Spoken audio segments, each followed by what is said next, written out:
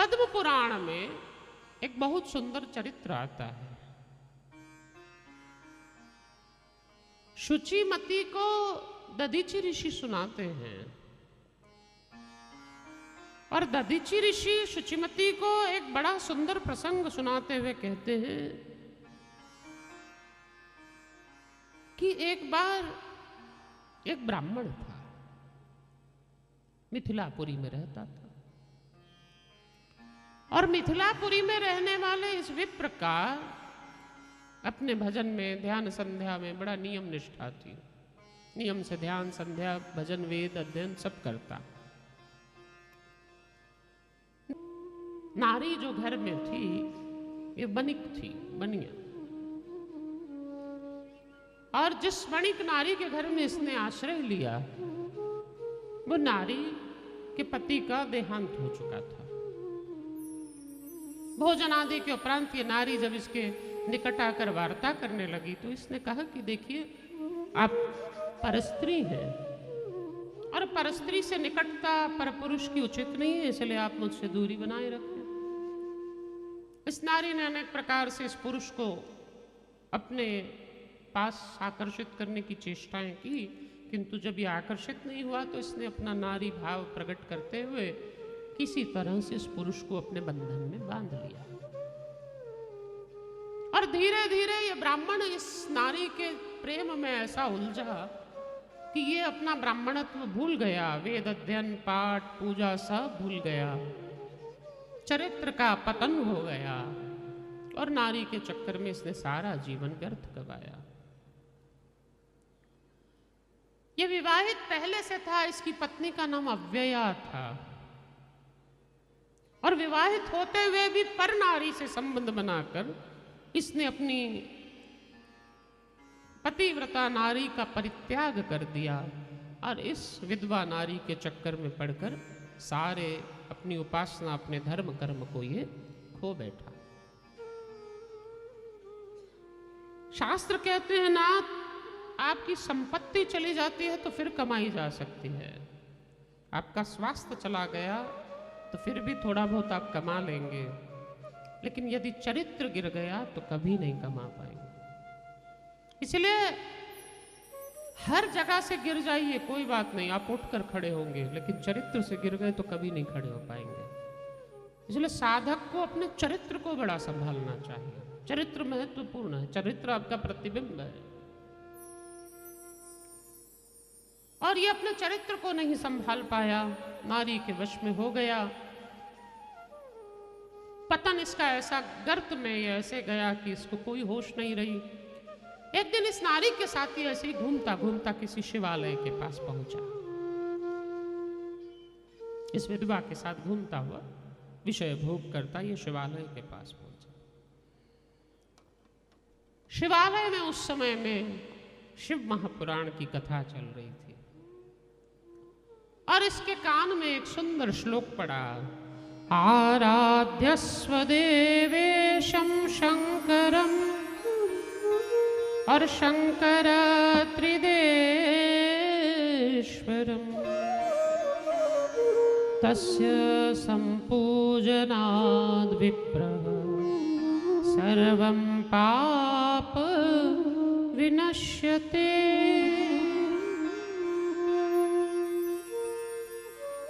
भगवान सदाशिव की पूजा करने से समस्त पापों का नाश होता है।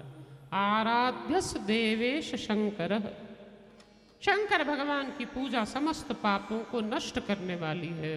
और तब इसको स्मरण हुआ कि मैं तो मूर्ख जैसे अपनी सदाचारिणी पत्नी का परित्याग कर कर एक विधवा नारी के चक्कर में सब खो बैठा हूं और मुझसे पाप हुआ।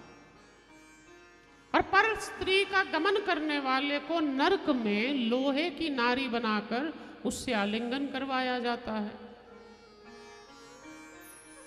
इसलिए ऐसा दंड भोगने का प्रायश्चित क्या है? तो बोले सर्वे पाप विनश्यति। किसके? बोले तस्य संपूजनाद विप्रः। शंकर भगवान की जो पूजा करता है उसके आज तक के किए गए पाप नष्ट हो जाते हैं। देखिए ना, प्रायश्चित का अर्थ होता है कि आप पुनः उस पाप को कभी दोहराए नहीं। तब तो प्रायश्चित है। अन्यथा ईसाई धर्म में तो हर संडे को चर्च में जाके लोग कन्फेस कर लेते हैं, हर संडे को जाके कन्फेस करते हैं कि मुझसे ये गलती हुई, लेकिन फिर मंडे से दोबारा वही पाप को करते हैं। सैटरडे तक पाप करते हैं, संडे को जाते हैं कन्फेस कर लेते हैं कि मैंने ये पाप किया। एक्सेप्टेंस, कन्फेस करना बहुत जरूरी है। अगर आप स्वीकार ही नहीं करेंगे मुझसे गलती हुई तो फिर आगे कैसे बढ़ेंगे। इसलिए पहली बात स्वीकृति कि मुझसे गलती हुई, मुझसे अपराध हुआ। लेकिन उसके बाद दूसरी क्या चीज है? उसके बाद दूसरी चीज है try not to commit that mistake again. उसको दोबारा ना दोहराया जाए, तभी तो प्रायश्चित है। आप दोबारा उस गलती को ना दोहराएं, ये बहुत अनिवार्य है। और ये मन में विचार करने लगा कि ऐसा क्या करूं जिससे मैं इस पाप से निवृत्त हो सकूं। मैंने परस्त्री गमन, एक विधवा नारी का गमन किया है, इसलिए मैं प्रायश्चित करूं। और ये नित्य प्रति 1000 नीले नीले सुंदर गोकर्ण के पुष्पों का चयन करता। आपके बगीचे में जो है ये गोकर्ण के पुष्प महादेव को बड़े प्रिय हैं, और ये गोकर्ण के नीले नीले सुंदर नील पुष्पों का चयन करता और 1000 फूलों से शंकर भगवान की अर्चना नित्य प्रति ये किया करता। शंकर भगवान की अर्चना जब ये करने लगा, इसके पाप धुलने लगे नाथ। और जब इसके पाप धुलने लगे तो इसका मन अब उस विधवा नारी से दूर हटने लगा। अब विधवा नारी के पास ये जाता नहीं, घर में ये अव्यया के पास, अपनी पत्नी के पास पुनः लौटा नहीं कि किस मुंह से जाऊंगा, मैं तो परस्त्रीगामी हूं। तो पत्नी के पास, सधर्मिनी के पास भी नहीं लौटा और विधवा नारी के पास जाता नहीं, तो इसकी देखरेख करने वाला कोई नहीं बचा। धीरे धीरे वृद्ध होने लगा, रोगों ने ग्रसित कर लिया, खाने पीने को तक लाले पड़े, कोई पूछने वाला नहीं था। भटकता भटकता एक शिवालय में पहुंचा। अत्याधिक भूख लगने के कारण इसने एक शिव मंदिर में से घी ही चोरी कर कर पी लिया। शिव जी के मंदिर में जो दीपक जल रहा था, उस दीपक में जो घी घृत पड़ा हुआ था, वो घी को ये भूख के कारण पी गया। काल बीतते इसकी मृत्यु हुई, और जब मृत्यु हुई इसको यमलोक में लेकर गए तो यमराज ने निर्णय लेते हुए कहा, वर्ष कोटि द्वयम विप्रम श्वान जन्म शत पुनः। वर्ष कोटि द्वयम, कोटि द्वयम यानी 2 करोड़ जन्मों तक तो तुम्हें नरक भोगना पड़ेगा। 2 करोड़ जन्म नरक भोगना है। और श्वान जन्म शतः पुनः, और 100 वर्ष तुम्हें फिर कुत्ते की आयु में बिताने हैं। 2 करोड़ जन्म तुम्हें नरक भोगना है, 100 जन्म तुम्हें कुत्ते की आयु में बिताने। अब जो तुमने 1000 गोकर्ण पुष्प चढ़ाकर शंकर जी की आराधना की है, उस आधार पर मैं तुम्हारे 2 करोड़ जन्म का नरक तो कैंसिल कर सकता हूं, ये रिजेक्ट कर दिया जाएगा। लेकिन 100 जन्म जो श्वान की आयु है वो तो तुम्हें भोगनी ही पड़ेगी, वो किसी तरह से नहीं हट सकती। बोले क्या कारण है कि वो नहीं हट सकती? बोले कारण एक है कि तुम शंख पुष्प चढ़ाए, जो शिव जी पर जो तुमने गोकर्ण के पुष्प चढ़ाए, इससे तुम्हारे 2 करोड़ जन्मों का नरक तो हम हटा सकते हैं, लेकिन शंकर जी के ही मंदिर से घी चोरी कर कर पी लेना, इस पाप का कोई प्रायश्चित नहीं है। इस पाप का कोई प्रायश्चित नहीं, इसलिए वो पाप तो अनिवार्य तुम्हें भोगना पड़ेगा। तो शिव दीपाज्य हरणात् फलम, शिव दीप में जो अज्ज था यानी घृत था, वो शिव दीप का अज्ज जो तुमने पी लिया, हरणात् फलम, उसको जो तुमने हरण किया, इसके फल से नरक सेवनम, शिव दीप के अज्ज का ग्रहण करने के कारण श्वान जन्म शत पुनः, तुम्हें 100 जन्मों तक श्वान बनना पड़ेगा, कुत्ता बनना पड़ेगा।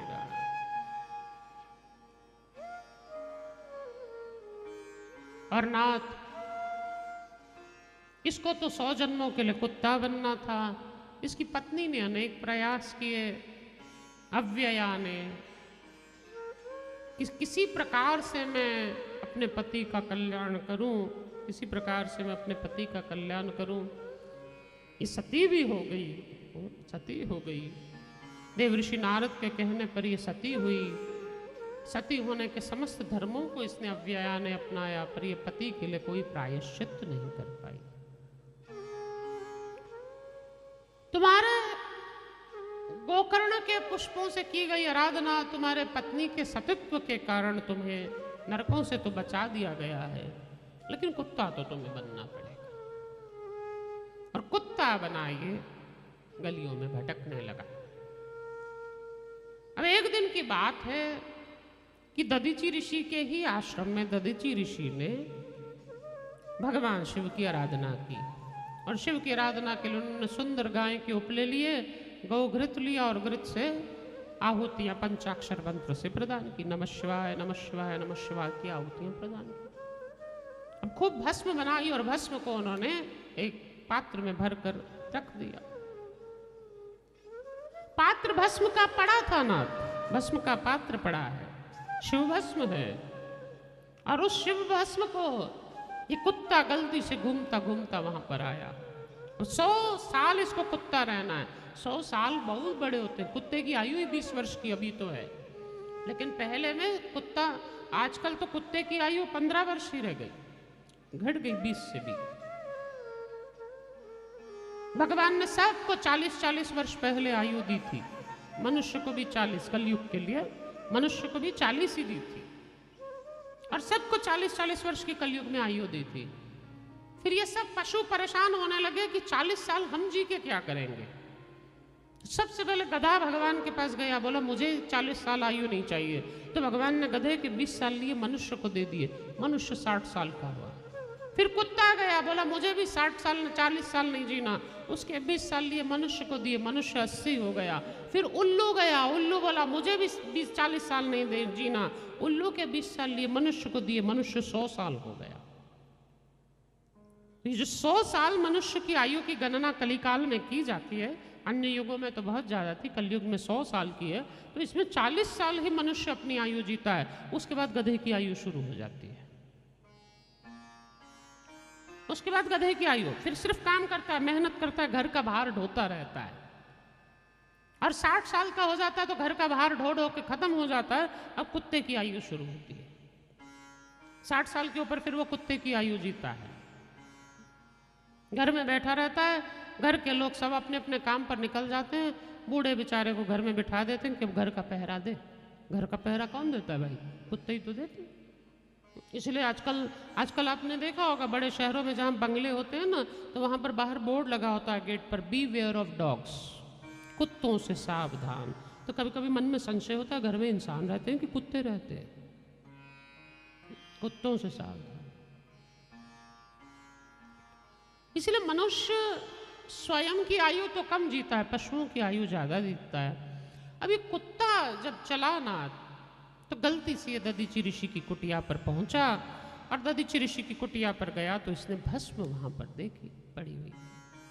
अब भस्म क्या है ये नहीं जानता, लेकिन कुत्ते का एक स्वभाव होता है, कुत्ते को जब पीठ आदि पर खुजली होती है और कहीं मिट्टी दिख जाती है, तो मिट्टी में वो जाकर उल्टा होकर अपने पैर ऊपर कर लौट लेता है पूरा, और फिर अपने आप को झटक कर निकलता है। तो इसे कुछ समझ आया नहीं, इसे तो भस्म देखी, इसको लगा मिट्टी है, ये सीधा उस शिव भस्म में जाकर लेटा, अपने आप को खूब भस्म से इसने लपेट लिया। अब पूरा भस्म से लपेटा, जैसे इसने शिव भस्म अपने देह पर लपेटी ना, पूरी शिव भस्म इसके देह पर लिपट गई, तो ये सीधा उसी समय नरक के द्वार पर जाकर खड़ा हो गया, यमलोक के द्वार पर। अब ये भीतर जैसे ही जाने लगता तो यमराज, यमलोक के यमदूत सब कहते अरे जाओ जाओ जाओ, तुम यहाँ नहीं आ सकते, जाओ जाओ जाओ जाओ। अब ये अंदर जा नहीं पा रहा, ये वहीं खड़ा है, और पूरे देह पे भस्म लगी हुई है, और भस्म लगा हुआ कुत्ता वहां पर खड़ा है। और देव ऋषि नारद वहां से जा रहे थे, और नारद जी ने देखा ये क्या, नरक के द्वार पर, यमराज के द्वार पर कुत्ता खड़ा है, और यमराज के द्वार पर खड़ा कुत्ता, पूरी देह पर भस्म लगी हुई है। नारद जी ने उस कुत्ते से कहा प्रपच्छ च किमर्थम, किमर्थम प्रपच्छामि, यहाँ किस लिए खड़े हो, किस लिए प्रतीक्षा कर रहे हो? त्वामहि तिष्ठसि दीप्तिमान्, अरे तुम तो बड़े दीप्तिमान, बड़े तेजस्वी लग रहे हो। हे श्वान, तुम कहाँ से आए हो? बड़े तेजस्वी लग रहे हो। तो इसने कहा मैं नर्क। बोले अब तुम्हें वहां जाने की जरूरत नहीं, अब तो तुम कुत्ते भी नहीं रहे, नर्क जाने की आवश्यकता नहीं। क्यों? बोले शिव भस्मामृतम, शिव भस्म तुम्हारे देह पर लग गई है, इसलिए शैव जाने महामते। हे महामते, अब तुम शैव बन गए क्योंकि तुम्हारे देह पर शिव भस्म लग गई, इसलिए आओ मेरे पीछे चलो। और नारद जी वीणा बजाते हुए जब चले, ये कुत्ता भस्म में लिपटा हुआ पीछे पीछे चलने लगा और नारद जी सीधे इसको शिवलोक ले गए। और शंकर जी भी देखकर आश्चर्यचकित हुए, एक कुत्ता पूरी भस्म में लिपटा हुआ शिवलोक में आ रहा है। भस्म में लिपटे हुए इस कुत्ते को आता देख शंकर जी ने आश्चर्य में नारद जी से पूछा, ये कौन है? बोले ये वही ब्राह्मण है जिसका पतन हो गया था, लेकिन आपके भस्म में लिपट जाने के कारण इसकी कुत्ते की भी योनि समाप्त हो गई है और ये शिवलोक का अधिकारी हो गया। इसलिए नाथ, इसको तो आप अपने चरणों की शरण प्रदान करें, चरणों की शरण प्रदान करें।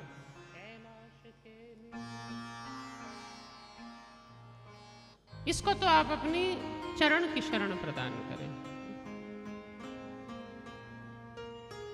और वो कुत्ता महादेव की शरण में गया, महादेव की शरण में गया।